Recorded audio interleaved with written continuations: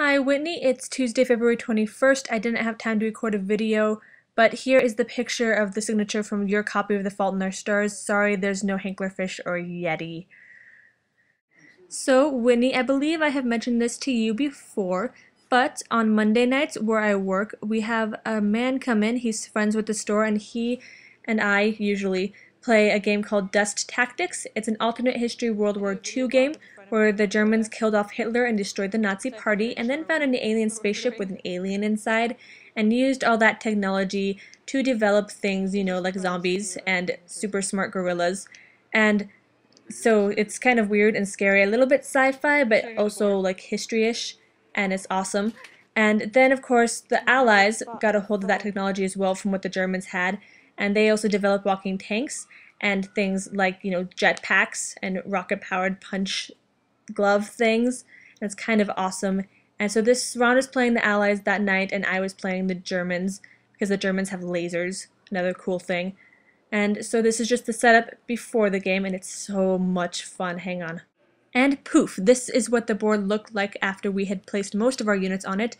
I hadn't had a chance to place some of my bigger tanks, and he had only had a chance to get one of his on.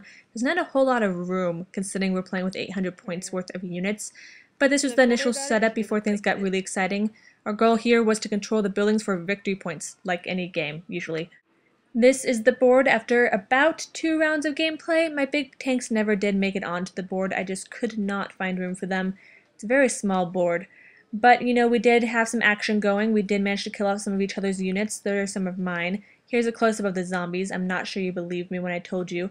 They used an alien serum to reanimate corpses, and then another alien serum to make gorillas smarter. And this is Ron's side of the board, and some of the units of his I managed to kill off. Like I said, we did have quite a bit of action going. We did manage to kill some people off, which was kind of satisfying. And we managed to get people into the actual buildings themselves to start fighting for control over them and, gaining the victory points and therefore, winning the game. But we didn't actually get to finish the game. We didn't have time. And if I'm not playing Dust Tactics, I'm usually doing things like playing D&D, or I could be yo-yoing, or teaching Cthulhu to yo-yo, or building pyramids out of magnets, or playing with this thing, also known as a Hoberman sphere, or fighting off a giant spider, or saving ducks from snakes, or finding a real snake.